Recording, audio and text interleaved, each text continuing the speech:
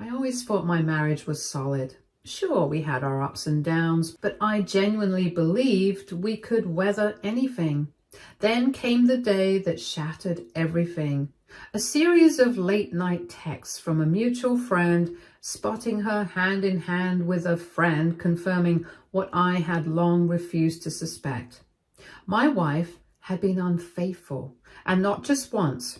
It wasn't a fleeting mistake, but a pattern of deception that unraveled the foundation of our relationship. Confronting her was one of the hardest things I've ever done. She didn't deny it when I laid the evidence before her. Instead, she turned defensive, claiming that my busy work schedule drove her into the arms of someone else. It was a twisted attempt to shift the blame, but I wasn't buying it. I told her our marriage couldn't survive this betrayal, despite the pain I filed for divorce. The court proceedings were ugly. She fought tooth and nail for custody of our kids, claiming I was too emotionally detached to be a good father. It hurt, because I'd always tried to provide for my family, both emotionally and financially. But in the end, the judge awarded her primary custody and I got visitation rights. It felt like a punishment on top of an already broken heart. After the divorce, I resolved to stay present in my kids' lives, even though I knew it would be difficult. At first, things were civil. We worked out schedules and I tried to make the most of my time with them. I wanted them to know they weren't losing their father, even if our family dynamic had changed. But it wasn't long before cracks began to show. Subtle comments started trickling in from my kids during our visits. They'd ask questions like why I didn't want to be around anymore, or why I left them to be with another family. At first, I didn't understand. I'd never abandoned them, and I certainly didn't have another family. But as the comments became more pointed, I began to piece together the narrative their mother was feeding them. She had painted me as the villain, the father who walked away from his responsibilities because he couldn't handle the pressure. According to her, I had chosen my freedom over my children, leaving her to pick up the pieces. It was a complete lie, but how could I expect young kids to question the words of the parent they spent the majority of their time with? They were still too young for me to tell them about the affair and everything that happened after that.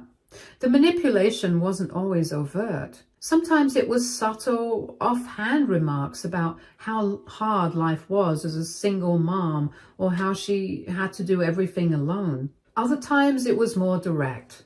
My daughter once told me she knew I didn't love them as much because I never fought harder to stay. That cut deep. I tried to explain that I hadn't left by choice, but her mother's version of events had taken root. Meanwhile, I was working hard to rebuild my life. I rented a modest place nearby to stay close to my kids and made sure my weekends with them were filled with fun and quality time. But no matter how much effort I put in, it always felt like I was swimming upstream. My ex, on the other hand, seemed determined to make my life harder. She'd accidentally forgot to drop off the kids on time or schedule activities during my visitation hours, claiming it was for their benefit. If I protested, she'd accuse me of being selfish and not putting the kids' needs first. It was a constant battle, and I was always the one losing ground. Over time, the emotional toll started to wear on me. My once warm and affectionate children began to grow distant. They stopped calling me Dad and started using my first name, something their mother encouraged. They'd roll their eyes during our conversations or outright refuse to share anything about their lives. It was like I was losing them bit by bit, and there was nothing I could do to stop it. I tried reaching out to my ex to address the issue, but every conversation ended the same way, with her claiming that I was imagining things and needed to accept the consequences of my own actions.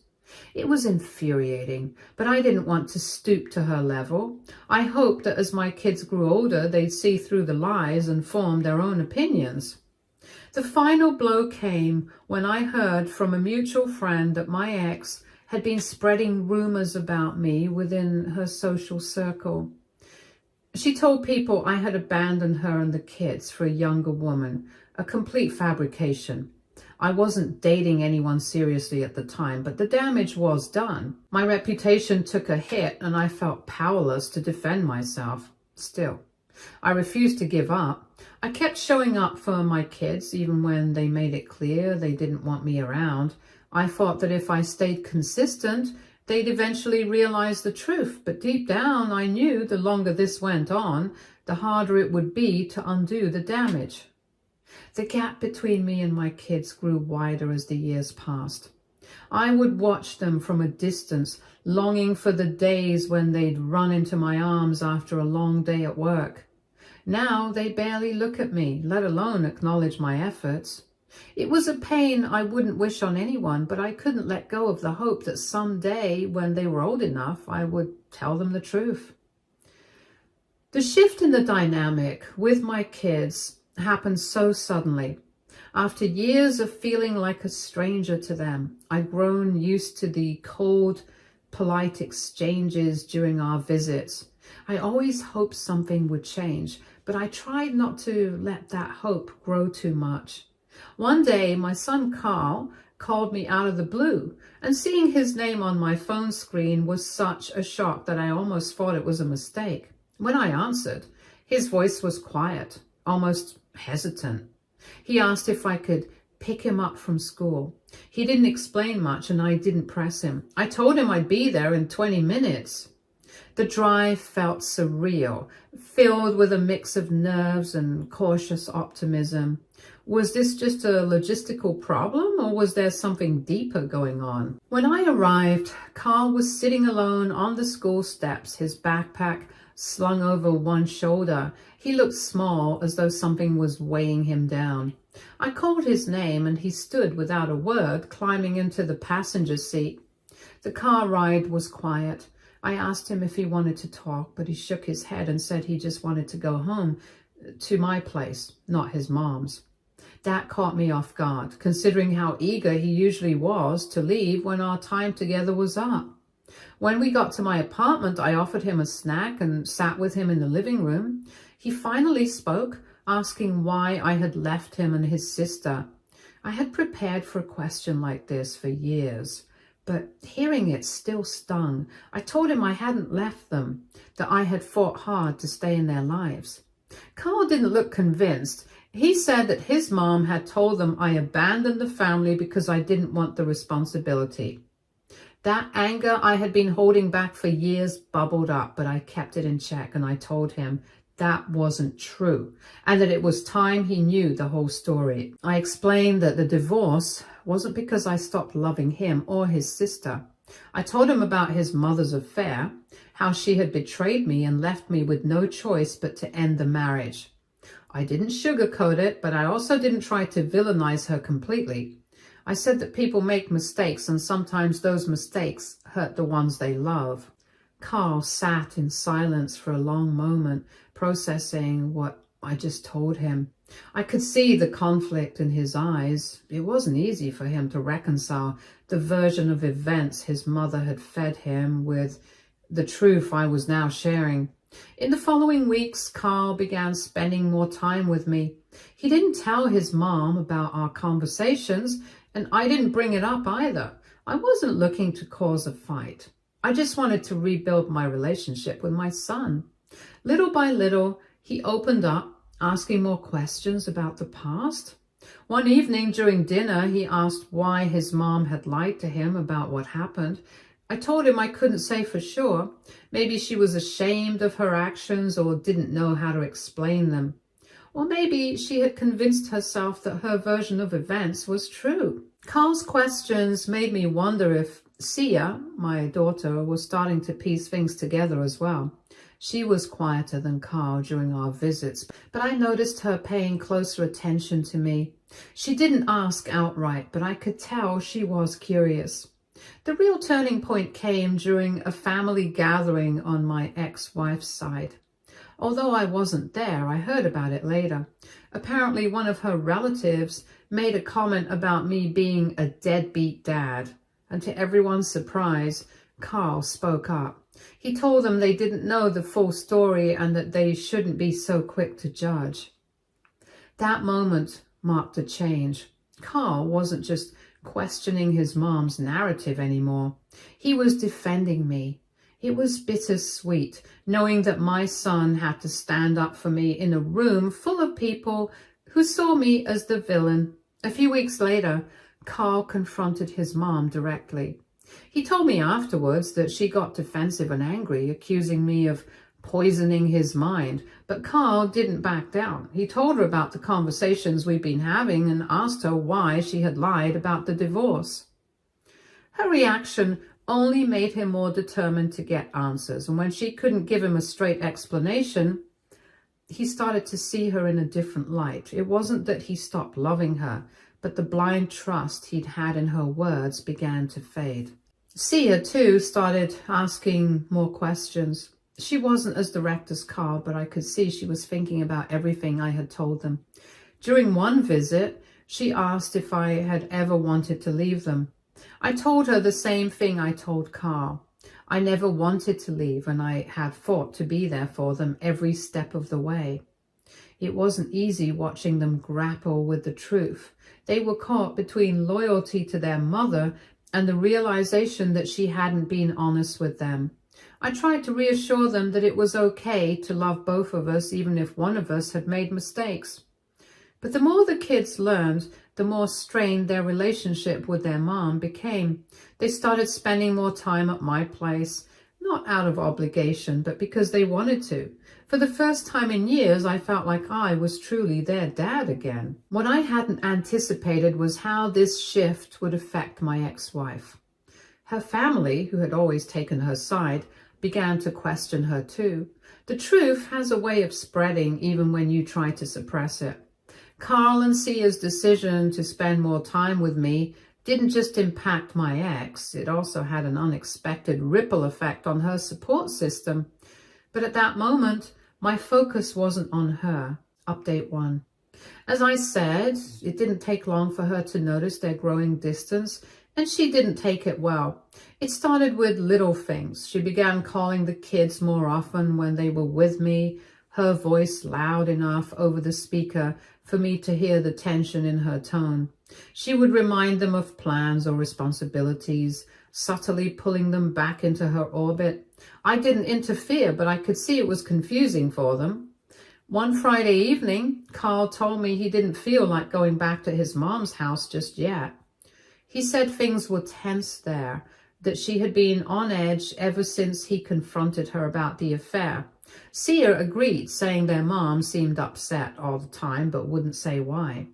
I told them they didn't have to decide anything right away. Carl was almost 18 and Sia was 16. Legally, she couldn't stop from spending more time at my place and staying over more often. Inside, though, I couldn't ignore the knot in my stomach. I knew their mother wasn't the type to let go of control easily. It wasn't long before she started sending me messages. At first, they were civil, asking why the kids were spending more time with me. I responded calmly, explaining that it was their choice and that I wasn't pressuring them to stay, but her messages quickly turned accusatory. She accused me of manipulating the kids, of turning them against her. She said I was filling their heads with lies to make her look bad. I tried to reason with her, to remind her that the kids deserved to know the truth. That only seemed to escalate her anger. One evening, she called me directly. Her voice was sharp, laced with a mix of frustration and desperation. She said I had no right to tell the kids about the affair, that it was private and none of their business. I told her that they were old enough to understand what happened and that they deserved honesty. She didn't take that well. She said I was ruining her relationship with the kids, that I was destroying their family. I could hear the emotion in her voice, but I wasn't going to back down. I told her that if she wanted to repair her relationship with them, it would have to start with taking responsibility for her actions. The conversation ended with her hanging up, and I knew this was far from over.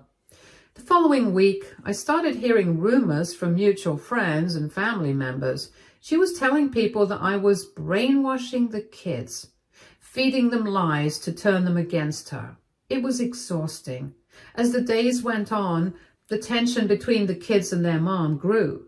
Carl started avoiding her calls and Sia became more withdrawn. They told me that she had been acting more erratic, going from overly affectionate to angry in the blink of an eye. The final straw came during a weekend visit. Carl told me that his mom had shown him a letter I had written years ago, back when we were going through the divorce. She had used it as proof that I didn't care about them, cherry-picking phrases out of context to fit her narrative. Carl was angry, but more than that, he was hurt. He asked why he would do something like that, why she couldn't just talk to him instead of trying to manipulate him. I didn't have an easy answer for him. All I could do was remind him that the truth would always come out no matter how much someone tried to twist it. Sia, too, was starting to ask deeper questions. She wanted to know if her mom had always been this way and if there were signs I had missed during the marriage. It was difficult to navigate those conversations without letting my own bitterness seep in. I told her that people can change, sometimes for better and sometimes for worse, and that what mattered now was focusing on the present. As the kids grew more distant from their mother, her behavior became increasingly erratic. She started showing up unannounced at my place, demanding to talk to the kids.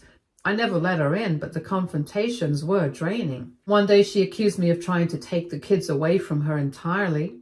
I told her that wasn't true, that all I wanted was for them to have a healthy relationship with both of us. She didn't believe me. The situation reached a boiling point when Carl refused to go back to her house at all. He said he didn't feel safe there, that he didn't trust her anymore. Sia agreed. I didn't force them to go. I told them they had the right to make their own decisions and that their feelings mattered. But I also knew this wasn't sustainable. Something had to give. In the midst of all this, I found myself having to explain the situation to family members who were starting to take sides. My parents were supportive, but they were worried about the toll this was taking on the kids. My ex-wife's family, on the other hand, began to see loopholes in her version of events. Her sister, who had always been fiercely loyal to her, called me one evening. She said she didn't know what to believe anymore, that the kids' behavior didn't match the story her sisters had been telling. She asked me for the truth, and for the first time I felt like someone from her side was finally willing to listen. As I told her everything, I could hear the disbelief in her voice. She said she had no idea it was that bad and that she felt ashamed for believing her sister without question. The truth was starting to reach the people who mattered, and I could only hope that it would bring some clarity to the chaos. Through it all, my focus remained on Carl and Sia. Their world had turned upside down and I was very worried about them. Update 2. As things continued to unravel with my ex-wife, I knew it was only a matter of time before her family got involved. While her sister had shown signs of understanding the truth, her father was a different story. My ex-father-in-law, Charles, had always been a proud man, intimidating, quick to judge and fiercely protective of his family's reputation. He had been one of the loudest voices supporting his daughter's claims, and he hadn't hesitated to paint me as the villain. So when Charles unexpectedly showed up at my house one Saturday afternoon, I wasn't entirely surprised. Carl and Sia were out with friends, so it was just me at home when I opened the door to find him standing there, arms crossed and a scowl plastered on his face. Charles didn't waste time with pleasantries. He launched straight into accusations, saying I had manipulated his grandchildren and was destroying his daughter's life. He claimed I was turning everyone against her and that I was doing it out of spite for the divorce. I invited him in, not because I wanted to, but because I figured it was better to have this conversation in private rather than on my front door. As he stepped inside, his posture stiffened, and he made it clear he wasn't there to talk. He was there to lecture. He started going on about loyalty, about how families should stick together no matter what. He said that my actions were tearing his daughter apart and by extension, his whole family. I let him vent for a while, watching as his face grew redder with every word. When he finally paused, I told him I understood his frustration, but there were things he clearly didn't know or didn't want to know. That comment only seemed to fuel his anger. He said I had no right to judge his daughter, that I had abandoned her and the kids, and now I was trying to rewrite history to make myself look better. I took a deep breath and decided it was time to lay everything out. I told Charles that I hadn't abandoned anyone, least of all my children. I told him that it was his daughter who had chosen to have an affair, not me. That made him pause, though he quickly recovered, saying I had no proof and that my accusations were baseless. It was then that I dropped the bombshell and I told him I knew who the affair partner was and that it wasn't just some random guy, but someone who had been close to their family. Somebody they trusted. I saw the confusion flash across his face before I said the name, Matthew. Charles's reaction was immediate and visceral. His face went pale and his mouth opened slightly, as if he couldn't believe what he was hearing. Matthew was his son's best friend, practically part of their family. The idea that his daughter had been involved with him was clearly a shock. I told him that while I didn't have physical proof, Matthew had all but admitted it to me during a confrontation years ago. As I said the divorce was messy, I could still remember the smug look on his face when he said I wasn't enough for my wife, that she deserved someone who could make her happy. Charles tried to dismiss it at first, calling it speculation, but I could see the doubt creeping into his expression. I told him to ask his daughter directly if he didn't believe me, though I warned him he might not like the answer. He stood there in silence for a moment, his fists clenched at his sides. When he finally spoke, his voice was quieter, almost shaky. He asked why I hadn't said anything sooner, why I hadn't brought this to light during the divorce. I told him that back then my focus had been on protecting Carl and Sia.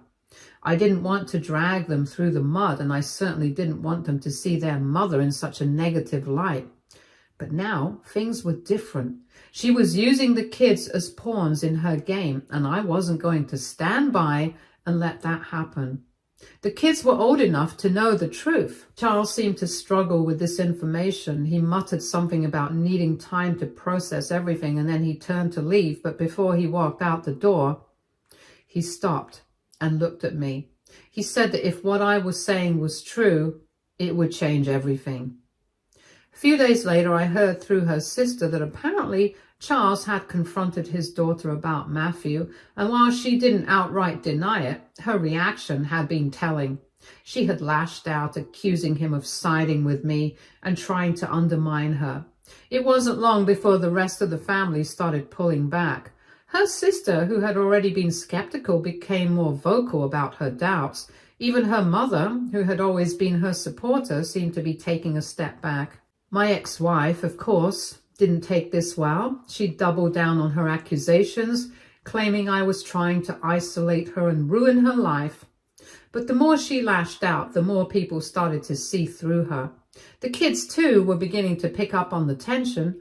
Carl asked me if something had happened between Grandpa and Mom, and I told him that they were having a disagreement, but it wasn't their burden to carry. As the weeks went on, the fallout became more evident. Matthew, who had been a frequent presence at family gatherings, suddenly disappeared from the picture. My ex-wife's family stopped inviting her to events as often, and when they did, it was clear their patience was wearing thin. Update 3. After everything that had happened, the kids made it clear they wanted to stay with me full time. They didn't say much about what went on when they were with her, but the few things they did mention were arguments, guilt trips, and the constant blame placed on me and them for apparently abandoning her made it clear that staying there wasn't healthy for them. When Carl finally asked if he and Sia could move in with me permanently, I didn't hesitate to say yes. I made it clear they could always see their mother whenever they wanted to, but neither seemed interested in pursuing that right now. Their choice wasn't a rejection of their mother as much as it was a need for stability and peace, something they hadn't had in a long time. This decision, however, came with its challenges. My current house, though comfortable for one adult and 2 part-time kids, wasn't spacious enough for 3 full-time residents, especially as they grew older and needed more privacy. It was time for a bigger home, a place where we could truly settle in and start fresh. The story of my ex's affair and its aftermath was a reoccurring topic among friends and colleagues. Many people criticized me for not exposing her affair sooner. Some said I should have shouted the truth from the rooftops the moment I found out. I understood their frustration, believe me. There were days when I wanted to do just that, but at the time, I had chosen to focus on minimizing the damage for Carl and Sia. I had been dealing with my own heartbreak and humiliation, and I didn't want to drag my kids through an ugly public spectacle. When people told me I should have blurted out the truth years ago, I would calmly explain my perspective. My silence wasn't about protecting my ex, it was about protecting my children. I wanted to shield them from the chaos as much as possible. I believed that the truth would come out eventually, and I trusted that when it did, it would be on my terms in a way that minimized the collateral damage. In hindsight, I still stand by that decision. Yes, it allowed my ex to spin her version of events for a while, but the alternative would have been worse for Carl and Sia. By waiting until the right moment, I was able to expose the truth in a way that was undeniable, without turning it into a messy public spectacle that would have embarrassed my kids even more. With that weight off my chest, I turned my attention back to the future. After a couple of months of searching, I found the perfect house, a spacious modern home with enough room for all of us to have our own space. Carl and Sia were thrilled when I showed it to them. Sia loved that she could finally have a bigger bedroom to decorate, and Carl was excited about the backyard, which was perfect for kicking around a soccer ball. The move itself was chaotic, as moves usually are, but there was a sense of excitement and hope that made it all worthwhile. As we unpacked boxes and set up furniture, I couldn't help but feel a sense of pride. This was our new beginning, a place where we could leave the past behind and focus on building something better. Of course, not everyone was happy about this change. My ex-wife was livid when she found out the kids were moving in with me full time. She even tried to guilt trip them into coming back, calling them ungrateful and accusing them of abandoning her. But Carl and Sia stood their ground. They told her they needed space, that they were tired of the constant drama and just wanted to focus on being kids. Hearing them advocate for themselves was bittersweet. It hurt to see how much they'd had to grow up because of all this, but I was proud of their strength and maturity. Charles stepped in and reeled my ex-wife back. She couldn't go against him. As we settled into our new home, I made it a priority to create a sense of normalcy for the kids. I wanted them to feel safe and secure, to know that this was a place where they could truly relax and be themselves. We established new routines, family dinners, game nights, and weekend outings. One evening, as we were unpacking the last few boxes, Carl asked me if I regretted not exposing Mom's affair sooner. His question caught me off guard, but I knew he deserved an honest answer. I told him that while there were moments I wished I had spoken up earlier, I didn't regret the way I handled things. Sia chimed in, saying she was glad I had waited to tell them. She said it would have been too much to handle when they were younger, but now it made sense. Hearing that from her felt like a validation, like maybe I hadn't messed everything up as much as I sometimes feared.